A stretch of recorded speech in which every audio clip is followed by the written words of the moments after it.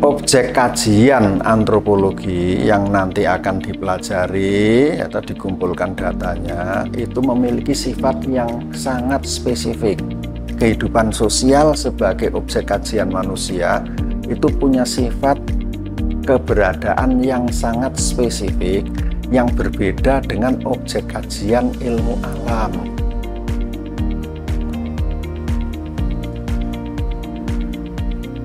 Perbedaan ini muncul dari fakta berbeda dengan batu yang merupakan objek kajian geologi atau cuaca yang merupakan objek klimatologi atau gejala alam makro yang lainnya sebagai objek kajian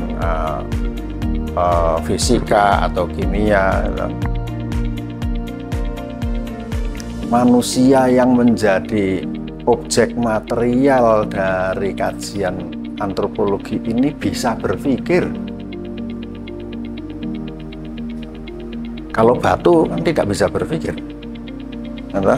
pohon tidak bisa berpikir, iklim tidak bisa berpikir. Tapi kalau manusia bisa berpikir. Kalau antropolog ini mengikuti empirisme seperti prinsip ilmu alam, maka yang hanya bisa dipelajari oleh para antropolog itu hanya gejala-gejala sosial yang benar-benar hanya bisa dilihat atau didengar atau diraba atau ditimbang. Akan tetapi di dalam gejala kehidupan sosial manusia ada berbagai hal yang tidak bisa dilihat, tapi ada.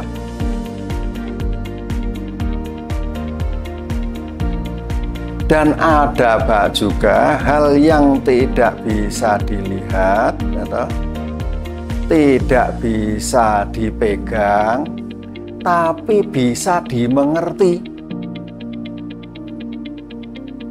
Pikiran manusia tidak bisa dilihat, tidak bisa dipegang, tapi bisa dimengerti dan ada. Mana ada bukti pikiran manusia? Karena pikiran manusia bisa dimanifestasikan, diekspresikan dalam bentuk tulisan, bisa diekspresikan dalam bentuk wicara, bisa dijadikan buku. Jadi di dalam kehidupan sosial manusia ini ada tiga level fakta, yaitu fakta empirik yang bisa dilihat langsung, bisa diobservasi, misalnya kebun yang dibuat oleh manusia, meja yang dibuat oleh manusia, mobil yang dibuat oleh manusia, alam yang diubah oleh manusia, observable, bisa diukur. Yang kedua ada fakta yang bisa dilihat tapi tidak bisa dipegang, itu yang namanya hubungan sosial. Hubungan suami istri, katanya kan orang punya suami punya istri diikat oleh hubungan sosial. Tali yang menghubungkan suami dan istri ini kan tidak ada barangnya, tidak ada wujudnya barang, ini talinya gitu mengikat si A istrinya si B suaminya si A, kan tidak ada. Tetapi bisa diamati bahwa si A itu suaminya si B itu istrinya si A. Bagaimana cara mengamatinya? Ternyata mereka tinggal satu rumah dari pagi sampai siang. Ternyata mereka kemudian punya anak, dan ternyata ada cerita, ada yang menyaksikan bahwa dulu orang itu melewati satu proses ritual yang namanya perkawinan, ijab kabul. Ternyata mereka dulu, ada yang menyaksikan, mereka dulu pergi ke KUA, kantor urusan agama, untuk mendapat pengesahan dari pemerintah bahwa mereka menikah, dan pernikahannya disahkan oleh Pak Pak Naib. Hubungan suami dan istri ini kan tidak bisa dipegang, tapi bisa dilihat. dilihat. Demikian pula dengan hubungan orang tua dan anak, itu kan tidak bisa dipegang, tapi bisa disaksikan. Anak itu, si orang itu kira-kira pasti anaknya orang itu. Kenapa? Karena setiap hari dia keluar dari rumah itu, nanti berangkat sekolah, pulang lagi ke situ, pergi lagi main-main, pulang lagi ke situ. Nah, makannya di situ, terus diurutkan sampai lama-lama. Waktu menikah, anak laki-laki nih, ternyata orang tuanya si itu dan si itu yang pergi melamarkan. Itu kan kira ini orang tuanya. Kemudian dicek lagi ke belakang, iya betul, ini orang ini adalah anaknya si ibu itu. Kenapa? Lah itu Pak dokter itu dulu yang membantu kelahirannya di rumah sakit. Tapi hubungan antara si anak dan si emak, si anak dan si bapak itu kan tidak bisa dipegang, tidak ada tali yang bisa dipegang, tapi bisa disaksikan. Nah, relasi sosial itu bisa disaksikan dan tapi tidak bisa dipegang. Ada apa? Tidak ada. Buktinya mana? Buktinya manusia itu hidup berkelompok-kelompok dan perkelompokannya ini sifatnya permanen. Nah, polanya jelas. Biasanya lumrahnya mode dominannya orang punya, ini ada istrinya, ini ada suaminya, ini ada anaknya, kemudian ada mertuanya, ada orang tuanya, ada kakek, ada orang tua, ada cucu, kakek nenek, orangnya ayah ibu, cucu, anak cucu. Kan permanen itu, berulang-ulang seperti itu. Nah, yang level ketiga ini tidak bisa dilihat, tidak bisa dipegang, tidak bisa dilihat, tapi jelas ada, yaitu yang namanya pikiran manusia. Kita semuanya kan berpikir, saya berpikir, kalian berpikir, dan kita bertemu kali ini pun dalam relasi antar tukar-menukar pikiran kan. Saya menyampaikan, nanti kalian menjawab, membantah dan sebagainya. Jadi berbeda dengan fakta empirik yang dipelajari dalam ilmu alam, atau fakta empirik yang dipelajari oleh para antropolog dan ahli humaniora ini punya 3 tingkat keberadaan yang berbeda. Yang pertama, keberadaan material yang bisa dipegang, bisa dilihat, bisa diukur, dibuktikan. Yang kedua, keberadaan sosial bisa dilihat, disaksikan, tapi tidak bisa dipegang. Yang ketiga, keberadaan imajiner, dunia alam pikiran manusia yang tidak bisa dipegang, tidak bisa dilihat, tetapi bisa dimengerti karena bisa dikomunikasikan, dan komunikasinya ini efektif mempengaruhi perilaku sehari-hari kita. Jadi objek material antropologi, objek material ilmu sosial humaniora itu punya sifat yang khas, yang berbeda dengan objek ilmu alam. Khasnya di mana?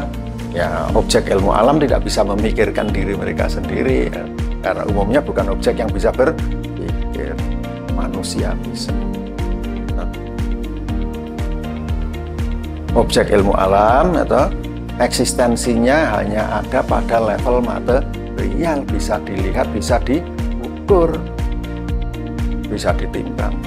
Objek material antropologi, ilmu sosial, humaniora itu punya 3 level of existence, 3 tingkat keberadaan. Yang pertama tingkat material atau kegiatan hasil perbuatan manusia, alam, lingkungan. Yang kedua level sosial, realitas sosial yang bisa diamati tapi tidak bisa dipegang dan efektif dalam mengatur kehidupan manusia. Yang ketiga level simbolik, dunia imajiner, realita imajiner yang tidak bisa dilihat, tidak bisa apalagi dipegang, tetapi kita yakini ada. Kenapa? Karena bisa dimengerti dan bisa dibuktikan ya melalui representasi tulisan, gambar. Gitu? Kita punya pikiran di sini, gambar digambarkan, bisa dimanifestasikan dalam bentuk film dan sebagainya. Objek kajian yang dikejar antropologi itu 3 ini. Apakah empirik? Empirik. Walaupun tidak selalu harus bisa dipegang, atau tidak selalu harus bisa ditimbang. Jadi bisa dimengerti. Contoh, yang level pertama tadi level material ya, kalian sudah bisa langsung lihat mobil, meja, sepeda, bangunan, kebun, kapal, kota, desa sebagai materi fisik. Itu hasil perbuatan manusia.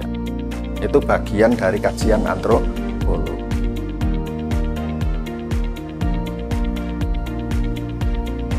Relasi sosial jelas. Hubungan pertemanan, Hanes temannya Novi, ya, hubungannya tidak bisa dipegang, tidak ada talinya, tapi kamu tahu, kita sebenarnya tahu itu temannya. Kenapa? Kalau pergi kemana-mana sering bareng, kalau duduk di kelas jajaran, kemudian mereka terlibat dalam tukar-menukar, pinjam catatannya dong. Mereka suka omong-omongan, dari situ kelihatan siapa teman siapa. Siapa teman akrab sih? Ya.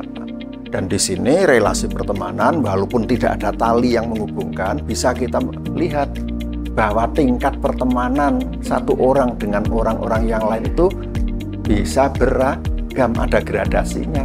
Ada teman dekat, atau ada teman biasa, ada kenalan, dan ada sama sekali tidak kenal.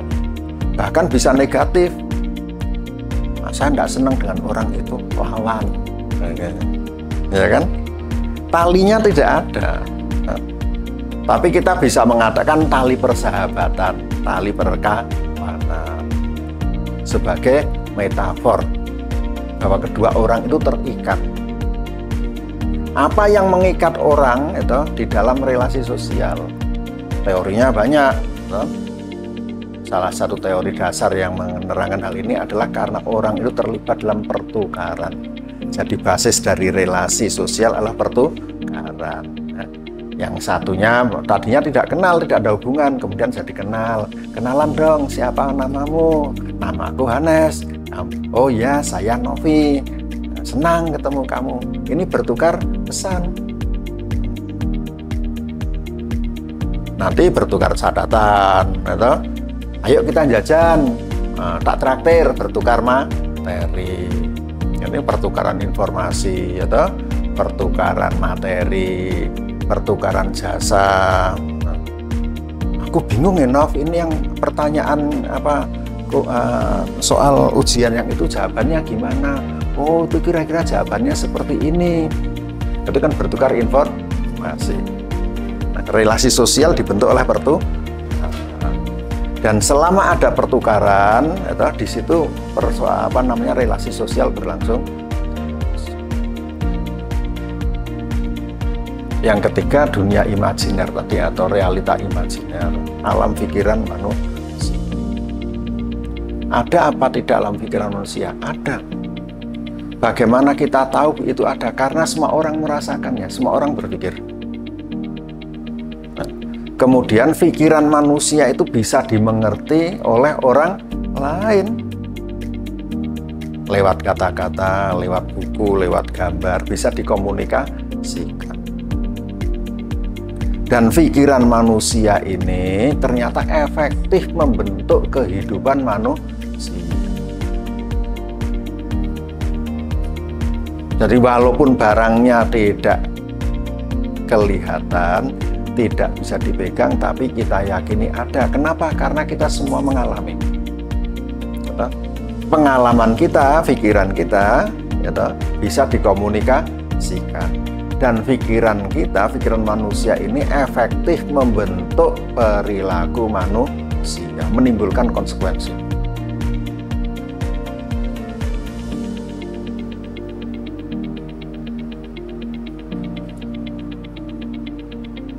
Apa contoh pikiran manusia menimbulkan konsekuensi ya?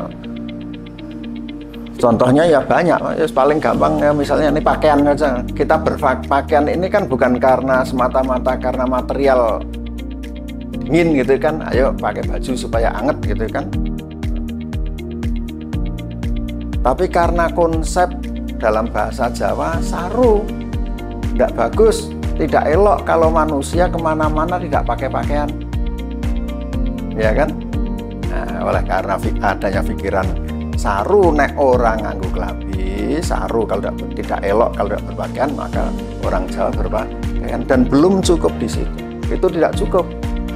Ada aturannya lagi, ada gasan lagi.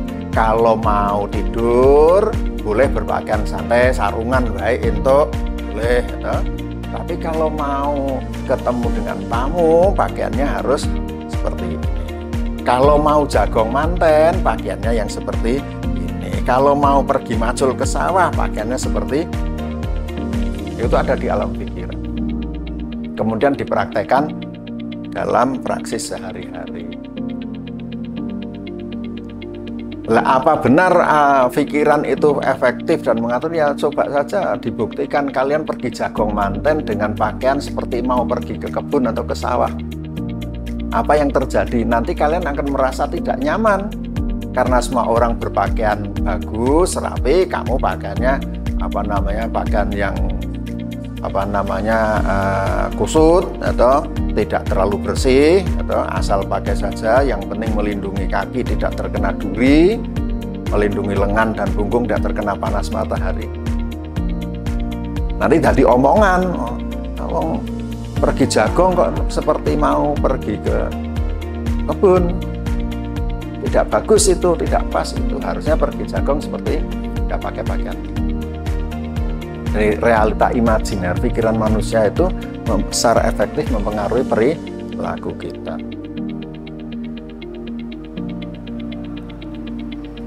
Ada pertanyaan yang menarik di dalam studi antropologi seperti ini. Ketika manusia kemudian berhubungan dalam kehidupan manusia ini ada fakta tentang sesuatu yang tidak pernah kita lihat tapi ada.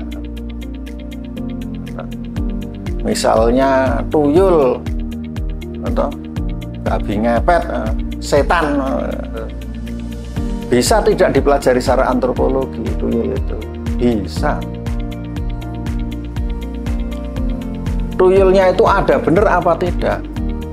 Saya katakan tuyul itu ada. Bukan ada secara material. Kalau Novi itu secara material ada, secara fisis material itu ada. Makhluk yang namanya Novi bisa dipegang, bisa ditimbang, bisa diukur tingginya berapa, umurnya berapa, beratnya berapa. Ya. Tapi kalau tuyul, tidak pernah saya melihat tuyul sebagai fakta material.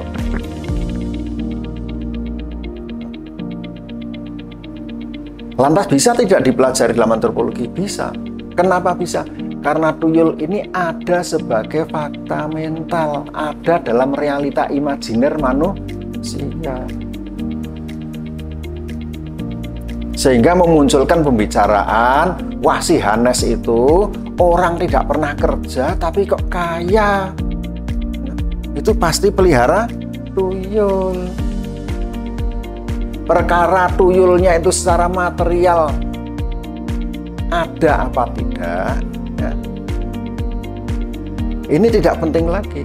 Tetapi sebagai fakta mental, sebagai elemen dalam realita imajiner, diyakini ada.